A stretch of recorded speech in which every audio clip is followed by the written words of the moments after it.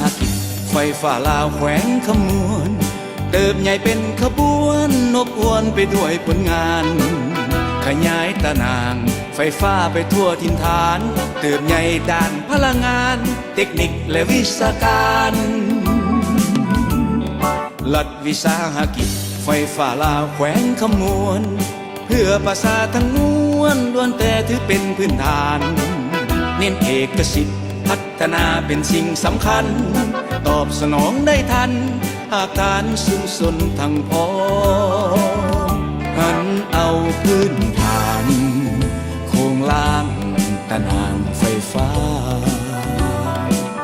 ให้ไปทั่วนาก้าวหน้าทันสมัยเฮืองหองใต้การสีนำองค์คณะพักสลาดใสโซ40 ปีก้าวหน้าหรือกองประสาพี่น้องได้สมใส่ไฟรัฐวิสาหกิจไฟฟ้าลาวจะพัฒนาเข้มแข็งก้าวไปข้างหน้าให้ประสาได้หุ่งเฮืองใสสิ่งหวังพวกเขาขอความร่วมแรงร่วมใจ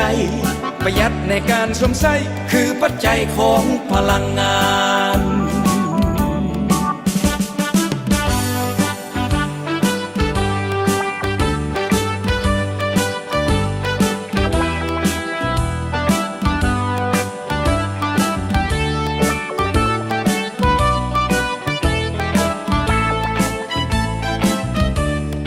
รัฐวิสาหกิจไฟฟ้าลาวแขวงขมวน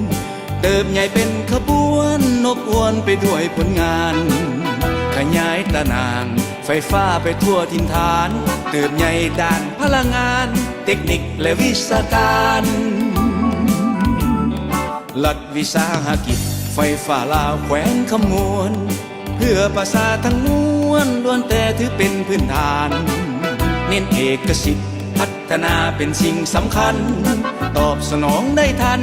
หากการสูงสุดทั้งพอหันเอาพื้นฐานโครงล่างตะนางไฟฟ้าให้ไปทั่วนาก้าวหน้าทันสมัยเฮืองหองใต้การสีนำองค์คณะพักสลาดใสโซ40 ปีก้าวหน้าหรือกองประสาพี่น้องได้สมใส่ไฟรัฐวิสาหกิจไฟฟ้าลาวจะพัฒนาเข้มแข็งก้าวไปข้างหน้าให้ประสาได้หุ่งเฮืองใสสิ่งหวังพวกเขาขอความร่วมแรงร่วมใจประหยัดในการสวมใส่คือปัจจัยของพลังงานลาวศรีวิไลพลังงานยืนยง